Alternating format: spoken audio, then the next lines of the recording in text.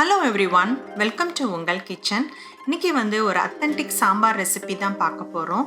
அதாவது திருநெல்வேலி ரீஜியனில் பாப்புலரான ஒரு சாம்பார் ரெசிபி தான் பார்க்க போகிறோம், இடி சாம்பார். இந்த சாம்பார் ரெசிபிக்கு நம்ம இடி சாம்பார் பொடி யூஸ் பண்ணி தான் நம்ம ப்ரிப்பேர் பண்ண போகிறோம். ஸோ இந்த இடி சாம்பார் ரெசிபியை எப்படி பண்ணுறதுன்னு பார்க்கலாம். இந்த சாம்பாருக்கு தேவையான பொருட்கள் 15 சின்ன வெங்காயம், 4 அவரைக்காய், 2 அல்லது 3 தக்காளி, 8 துண்டு முருங்கைக்காய். இந்த சாம்பாருக்கு மாங்காய் சேர்த்து தான் பண்ண போகிறோம். ஸோ அதனால் 4 பீஸ் மாங்காய், 3 கத்திரிக்காய். இந்த வெஜிடபிள்ஸ் தவிர நீங்கள் வேணும்னா வெண்டைக்காய், உருளைக்கிழங்கு, பூசணிக்காயும் சேர்த்துக்கலாம். அடுத்தது 100 கிராம் துவரம்பருப்பை இந்த மாதிரி குக் பண்ணி தனியாக எடுத்து வச்சுக்கோங்க. இப்போ லெமன் சைஸ் அளவு புளி எடுத்து அதை வெதுவெதுப்பான தண்ணியில் கொஞ்ச நேரம் ஊற விட்டுட்டு லேட்டராக நம்ம அந்த டேமரின் பல்ப்பை எக்ஸ்ட்ராக்ட் பண்ணிக்கலாம். நெக்ஸ்ட்டு நம்ம இடி சாம்பாருக்கு ஒரு கோகனட் பேஸ்ட் அரைக்கணும். அதுக்கு 5 டேபிள் ஸ்பூன் துருவின தேங்காய், 3 சின்ன வெங்காயம், 2 டேபிள் ஸ்பூன் ஜீரகம், கொஞ்சமாக தண்ணி சேர்த்து அரைச்சிக்கோங்க. இதை ஃபைன் பேஸ்ட்டாக அரைக்கக்கூடாது, கொஞ்சம் கோர்ஸ் பேஸ்ட்டாக தான் இதை அரைச்சிக்கணும். இந்த மாதிரி தான் நீங்கள் அரைக்கணும். நம்ம எடுத்துருக்கிற பருப்பு, தேங்காய், மாங்காய் எல்லாத்தையும் நம்ம சாம்பாரில் லேட்டராக தான் சேர்க்க போகிறோம். ஸோ அதை நம்ம தனியாக எடுத்து வச்சிடலாம்.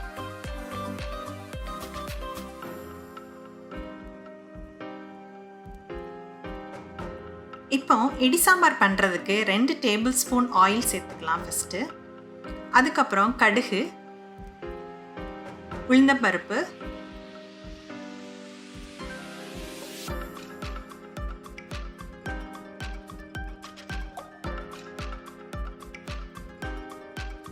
½ டேபிள் ஸ்பூன் வெந்தயம், கொஞ்சம் காயப்பொடி. நம்ம ஆல்ரெடி இடி சாம்பார் பொடியில் காய சேர்க்கலை. ஸோ இப்போ கொஞ்சம் காயப்பொடி சேர்த்துக்கலாம். கொஞ்சம் கறி லீவ்ஸ். நம்ம சேர்த்த இன்க்ரீடியன்ஸ் எல்லாம் நல்லா பொரிஞ்சு ஒரு நல்ல வாசம் வரும். அதுக்கப்புறம் நீங்கள் ஆனியனை சேர்த்துக்கோங்க. ஆனியனை சேர்த்ததுக்கப்புறம் ஃபியூ மினிட்ஸ் ஃப்ரை பண்ணிக்கணும். நீங்கள் வெண்டைக்காய் சேர்க்குறதா இருந்தால் இந்த டைமில் நீங்கள் சேர்த்து அதையும் ஃப்ரை பண்ணிக்கலாம். இப்போ முருங்கைக்காய் தவிர மீதி எல்லா வெஜிடபிள்ஸையுமே ஆட் பண்ணிடலாம்.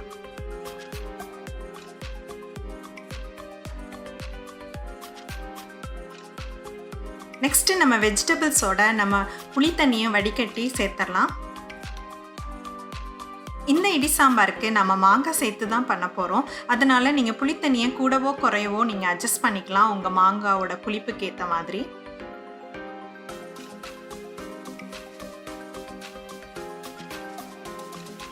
இப்போ முருங்கைக்காய் சேர்த்ததுக்கப்புறம் 1/2 டேபிள் ஸ்பூன் மஞ்சள் பொடி,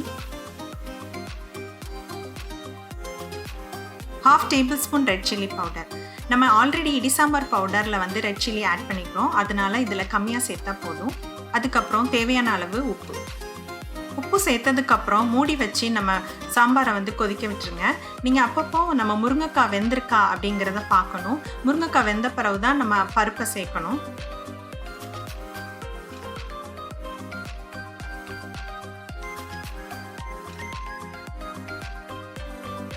இப்போ நம்ம முருங்கைக்காய் நல்லா வெந்துருச்சு.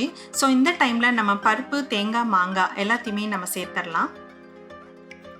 நம்ம மாங்காய் சேர்த்து இந்த இடி சாம்பார் பண்ணுறதுனால நல்ல ஒரு ஃப்ளேவர் கிடைக்கும் நம்ம சாம்பாருக்கு.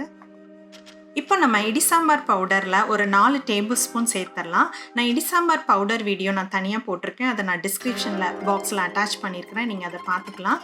நீங்கள் இடி சாம்பார் பவுடர் பண்ணலைன்னா நீங்கள் உங்கள் சாம்பார் பவுடரையும் நீங்கள் யூஸ் பண்ணி இந்த சாம்பார் ப்ரிப்பேர் பண்ணிக்கலாம். கடைசியாக 1 டேபிள் ஸ்பூன் நல்லெண்ணெயும் சேர்த்து கொஞ்சம் மூடி வச்சு ஒரு 5 to 10 மினிட்ஸ் கொதிக்க விட்டிங்கன்னா நம்ம சாம்பார் ரெடி ஆகிடும்.